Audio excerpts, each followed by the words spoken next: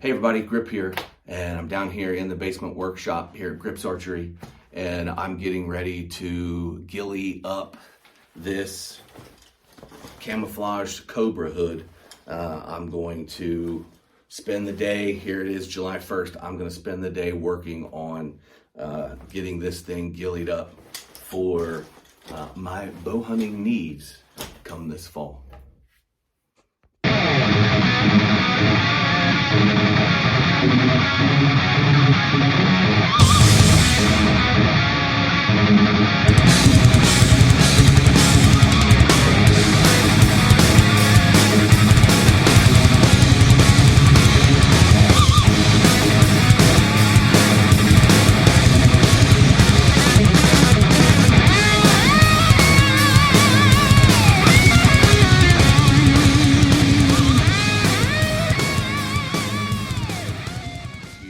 Now I want to explain a little bit about my situation and why I think just the hood and sleeves will be enough.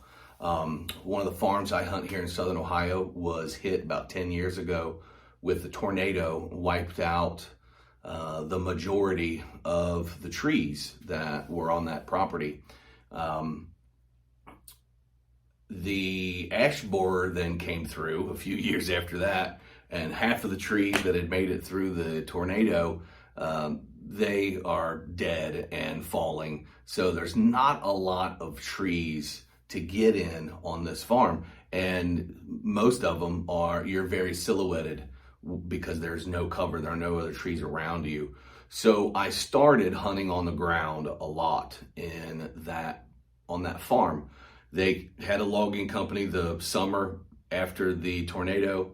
They had a logging company come in and remove most of the viable timber that was knocked down by the tornado. And now Mother Nature has taken over. Succession has jumped on full force, and most of the property is just rosebush, blackberries, and honeysuckle. And a few little saplings are starting to grow, but it's very thick.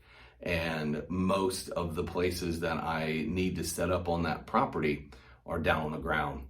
So after that, realizing that I was gonna have to be down on the ground, I decided to invest in a ghillie suit, bought a cheap one. Primarily it was light mesh and yarn, and it worked, but it collected everything. I could not wear it in. I had to pack it in, get dressed when I got to my spot. I used to just lean up against a tree or take in a little tree stand seat and sit up against it. And then later on, I decided to invest a little bit more money, and I bought a stool and a nice tripod stool with a backrest and a rotating seat. It worked great. Now I can sit in comfort and bow hunt from the ground. Then I got tired of that yarn kind of ghillie suit, and I bought a leafy ghillie suit made out of different colored mesh or netting, and then it was cut in the shape of leaves, and that one also worked very well. But again, it was one that got snagged on everything, and I had to pack it in. And by the time I got it all packed into a bag, I was carrying an object that was about 2 foot long and almost a foot deep strapped to my bag, and it took up a lot of room. I have recently purchased a JX3 hybrid saddle to help with my mobility and saddle hunting on a different property.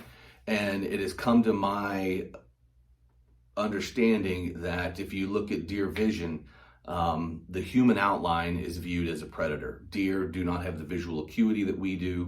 As I go to ghillie this thing up, I know that it's going to not be effective for a counter sniper. I know this isn't going to be a military grade ghillie, but I'm not trying to evade the eyesight of a fellow human.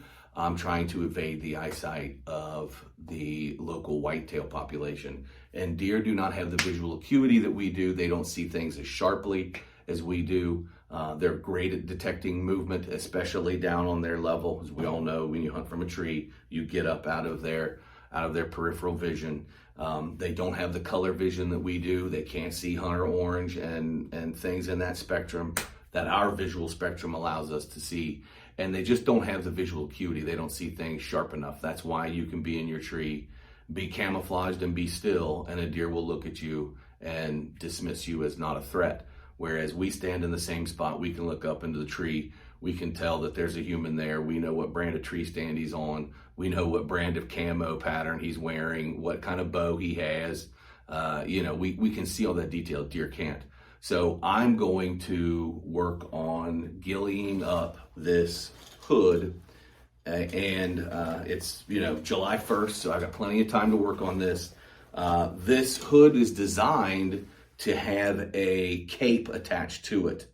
So if you are doing a sniper kind of thing, if you're into airsoft or whatever, then you can clip the hood to this, the cape to this hood. I'm not going to do that. I don't need the cape. When I sit in that JX3 hybrid, it's basically, if you're unfamiliar with that kind of saddle, it's considered a hybrid saddle, and it's basically a lawn chair strapped to a safety harness. If you're unfamiliar, let me just insert this little bit of picture right here. All right, so since I would be in that saddle, a full ghillie suit would be unnecessary. And besides, I think when deer look at the human silhouette, what they really see is the head and the shoulders. So if this hood can conceal the head and the shoulders while I'm sitting in that saddle, then that'll be all I need. And most of the time when I'm on the ground, I will have a makeshift blind set in front of me. So really the only thing that's showing is my waist up. So I take the pants in on my older ghillie suits. I'll take the pants in. Most of the time I don't even put them on. If I've got enough cover in front of me, I don't need them. So I just wear the jacket. Anything that's on my back is unneeded because I'm sitting on that stool with a backrest. If I'm in the JX3 hybrid, my back is against the backrest of that saddle. So I don't need anything on my back. And most of my torso is trimmed off anyway to be able to shoot the bow. And that's what I'm going to do, is shoot the bow. So the first thing I'm going to do with this is I'm going to cut all of these clips off of this hood. I don't need them. They rattle, they make noise. I don't need them. A lot of these elastic bands to cinch the hood down on my torso, I don't need. I'm going to take them off. The only one I might leave on is this one that tightens the hood to bring it tighter onto my head. But I think everything else I'm going to cut off. And the material that I'm going to use is something I found on the Sportsman's Guide, and it is a bag of ghillie suit material, and they had it on clearance, and I thought, okay, this will give me what I need. And it said it had some jute and camo netting and some burlap sacks, and they had a picture of it, and it looked like, it was a decent sized bag. Well, and I bought it, and it came in, and here's the bag that they sent me. This is it's huge. I have enough material here to do multiple of these hoods if I wanted to have one in different colors. If I wanted one that was more green and dark, or one that was lighter and tan, I think I have the ability to do that. So, this thing it has jute of various colors. Here's the tan, here's the brown. Large bundles. There's way more material in this bag than I'm gonna need. Here is a wrap of camo netting that I might use. And in here, there is a pair of burlap sacks. Hold on, let me dig them out. There's a large burlap sack in here. I guess they're coffee bean bags, but way more burlap than I'm gonna need for that hood. So, hey, I'm gonna sign off here.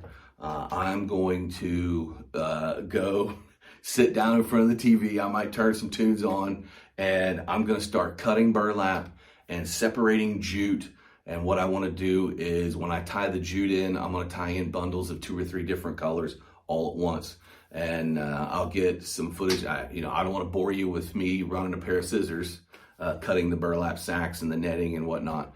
But I'll get some footage of that, and then I'll have some footage of walking through ghillieing up that hood.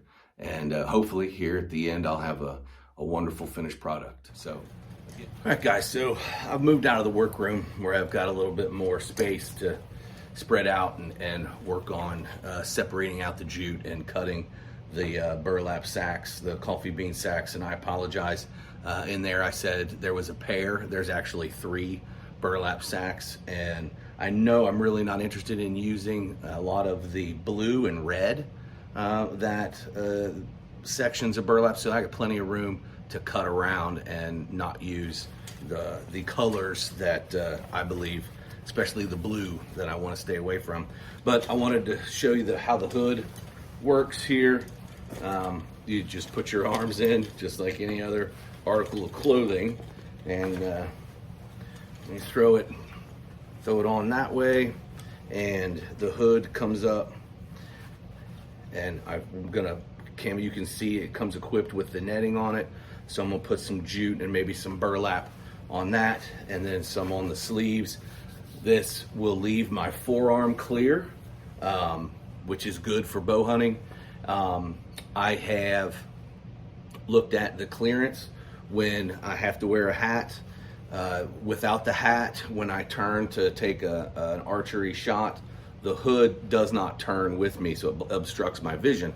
But with the hat, the bill of the hat turns the hood enough that my right eye is clear and can line up with the peep, and I can go ahead and take my shot. So this, I believe, is going to work pretty well for my bow hunting needs. I am going to sit down and cut some of these elastic bands. I don't need them. It's just excess weight and extra pieces of plastic, hard plastic, that can hit things and make noise. And I think the only strap that I'll leave in will be this one that goes right underneath my chin, just to kind of hold the shoulders down. But other than that, I don't need any of the other clips and elastic bands. I'll probably get rid of them. I may leave these just in case I wanted to make the hood a little tighter, but everything else is going to come off. So let's go ahead and get started. So here's the pile of stuff that came in that bag. Here it shows it all out in a nice organized fashion. The 3 burlap sacks, all of the jute. It has the camo netting and they call it the sniper veil. So it has all of this jute. I have tan, brown, a lot of green, and some black, I guess, very dark gray or black. I have a bag of the sniper veil, which is this heavy netting that I'm not going to need for this hood. I'll save this and use it somewhere else. And then I have this plastic bag of netting. They're calling this, I believe, is going to be what they're calling the sniper veil. And this is pretty dark.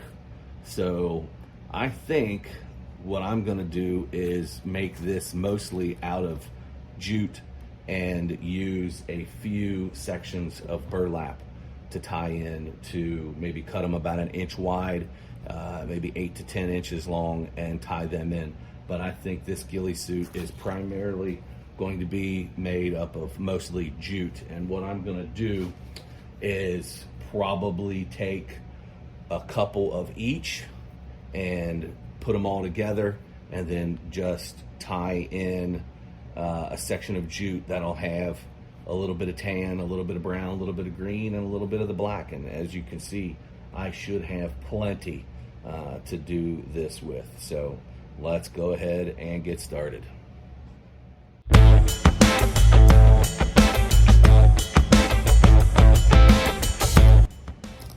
So I'm gonna cut this blue and probably just get rid of it. I don't want blue. Definitely, I mean, I can probably live with some red, especially for fall. You know, when the leaves are turning, a lot of the leaves are gonna be red. And deer don't see red anyway, so the red and the orange is fine. But the blue definitely is in their visual spectrum, and I'm not gonna want any blue. So I'm just gonna have to cut around all that.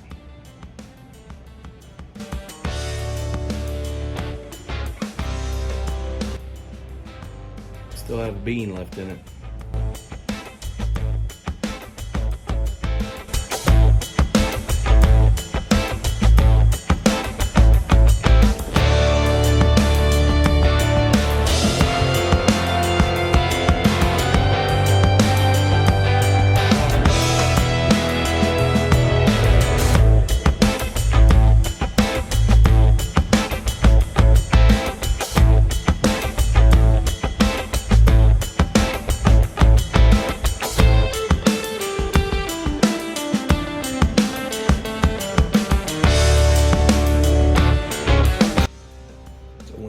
That way in a slip knot, you get something stick straight up, and I kind of like everything to lay down. So I'm gonna run the loop through and then stick the ends through the loop. I think it lays better that way.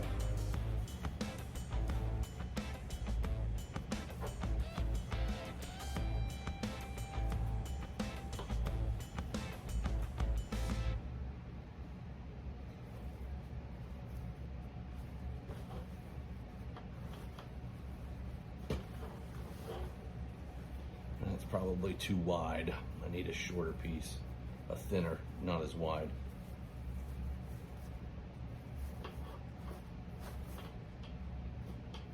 And as you can see, that falls apart. It's probably going to end up turning into jute anyway. So let's just see how it goes.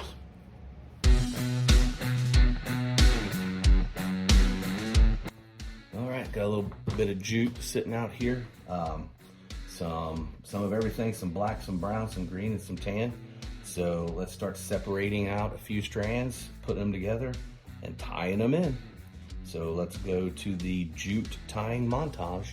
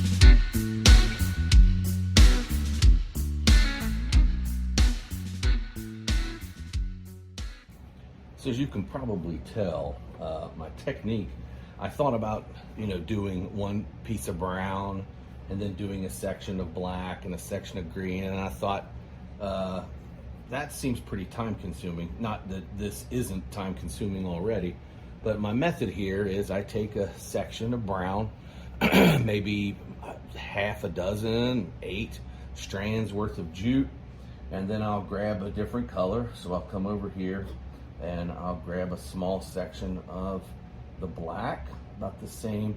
I'll try to do about the same number of strands, if it's fewer or more, no big deal, but roughly the same. So I'll put the black in there, and then I'll grab a few strands of green,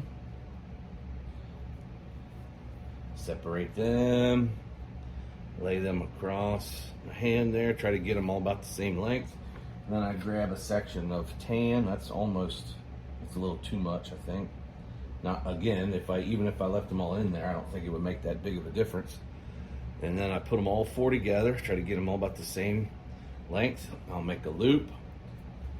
This way, I like this way of looping them in, because if something snags them, so what I do is I run the loop through and then pull the tag in through the loop, just a little half loop there, and tag them in that way. And then that way, if something snags on this, it'll just pull the knot tighter and it won't pull out.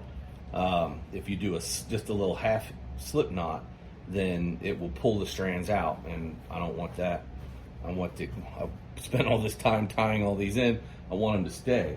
So I'll do the same thing again. Here just happens to be a section of green. It's about the right number. Section of brown that I separated out from the last bunch. Green might be a little much, but again, not gonna make that big of a deal. I'll throw some tan in there, and then I'll grab just a little bit of the black and pull it out. Put them all together, and I'll just go up. Here I'm on the very back of the hood, so I'll go up to the next loop. And in some places I'm skipping, in other places I'm doing every section. I figured the hood is going to be the best to help hide my head and shoulders, be around all the hood and let it bleed into the shoulders. So I'm going to do a lot more on the hood than on the arms. Plus on the left arm, I need to keep it clear for my bowstring. So that's how I'm running it.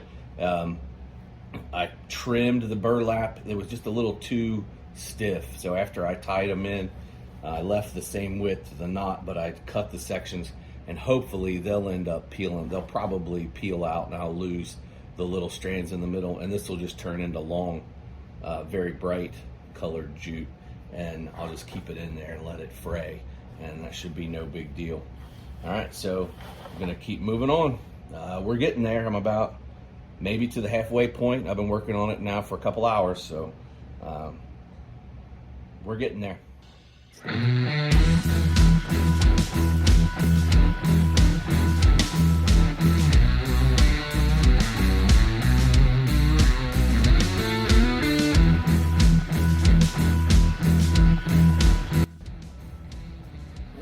the last one on that arm. Hood finished. I may come in and put a few more on this arm, but for the most part, I think that's about got it. So really, I probably could have gone without the burlap and just done the jute, but I think the burlap adds a little splash of brightness that as this wears out, it'll basically just turn into brighter jute, which I'm okay with. That's fine. I know it won't hold up the more I use it, so let's try it on. Probably makes me look like a big green lion, so let's see how it is. All right, so that's how it looks. I've got all the jute and a little bit of burlap tied on it, and let's go ahead and throw this thing on.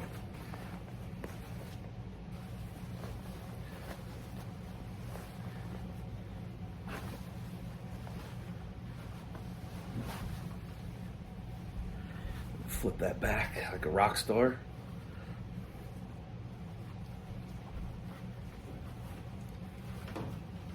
And like I said, the only thing I left on is that right there.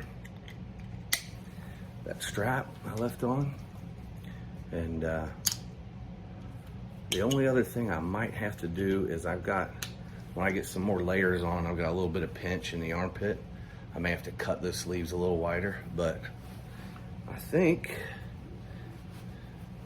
that is definitely gonna break up my head and shoulder outline. So, obviously I'll have some long sleeves on underneath that, but right there, just breaking up that. And then to draw, and what I did is some of these up on the top of the hood, I tucked them into the next as they would hang down in my face, I tucked them into the loop underneath so that it would keep them out of my face. But when I draw, I can see out of my right eye. I got a little bit of block in my left, but I'm not too worried about that. So this is how, when I draw, there you can see, really kind of conceals my face. I can see the camera with my right eye just fine. So I may grab the bow and take a couple practice shots with it, but I think that is gonna work. So, well, I figured while I've got it on, I may as well take a shot. Here we go.